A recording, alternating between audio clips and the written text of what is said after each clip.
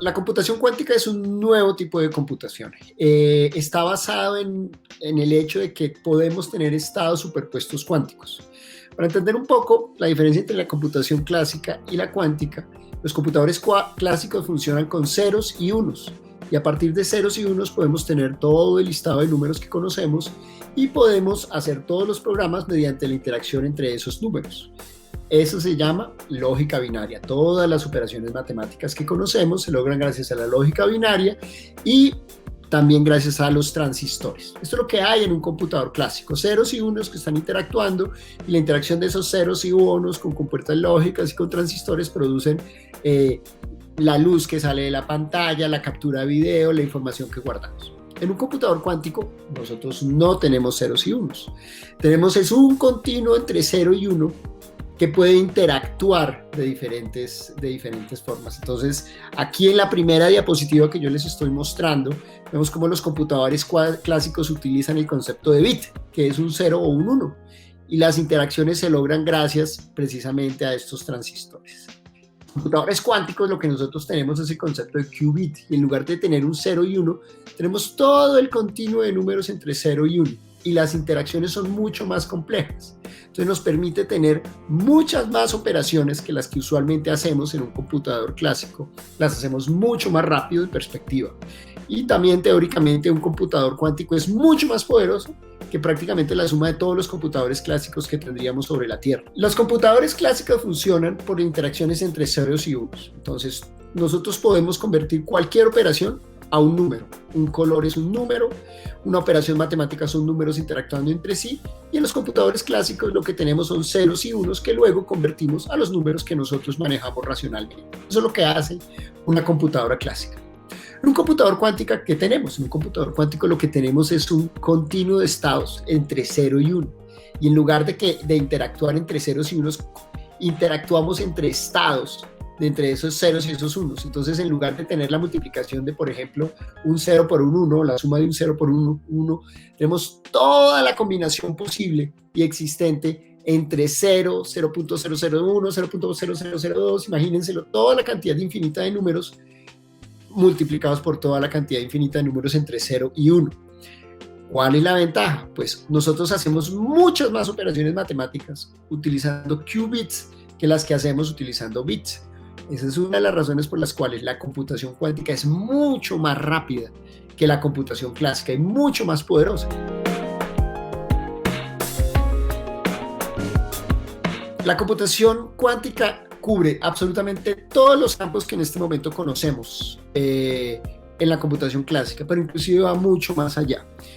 El desarrollo de la inteligencia artificial muy seguramente va a recibir un enorme impulso con la computación cuántica, porque la inteligencia artificial necesita mucho procesamiento de datos en muy corto tiempo.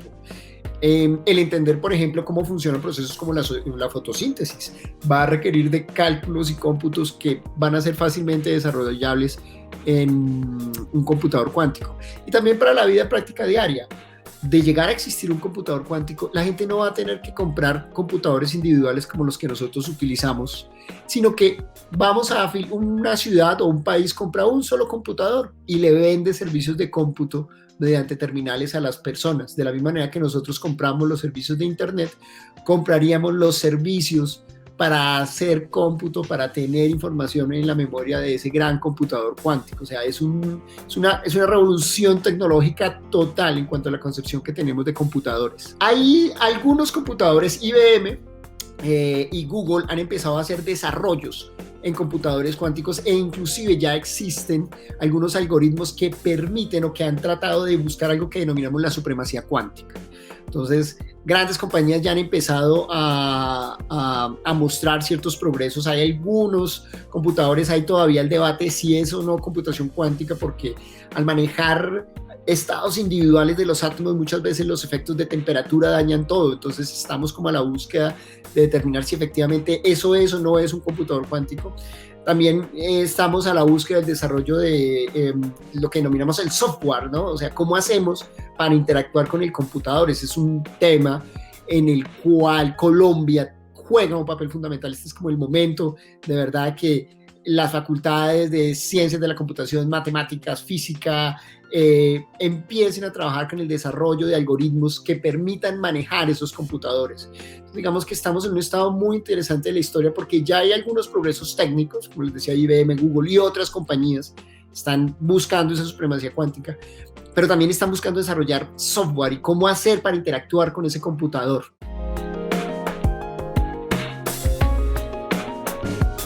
Definitivamente la academia tiene que estar ahí porque esta es la punta de la punta del conocimiento.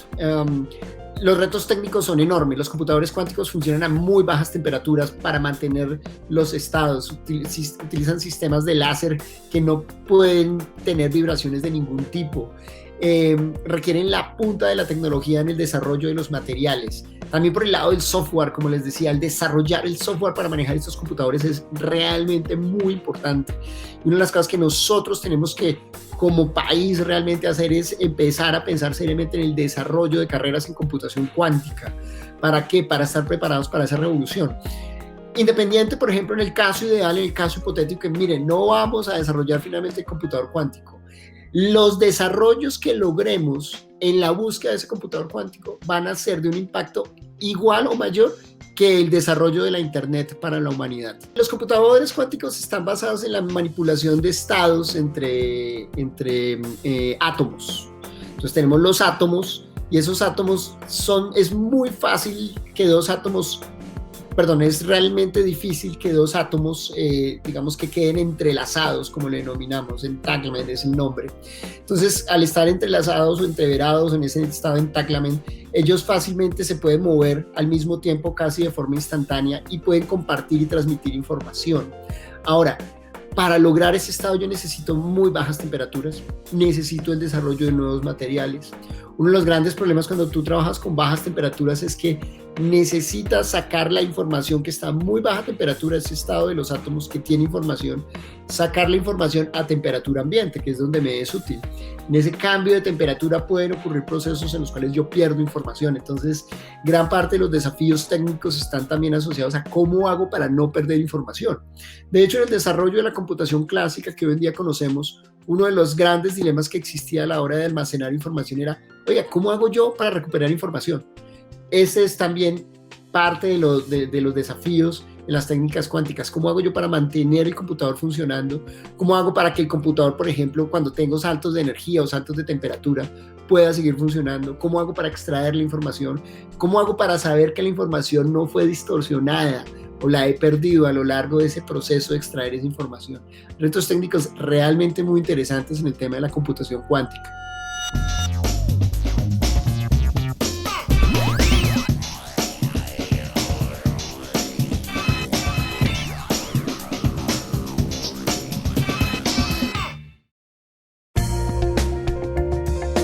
Universidad Nacional de Colombia, proyecto cultural, científico y colectivo de Nación.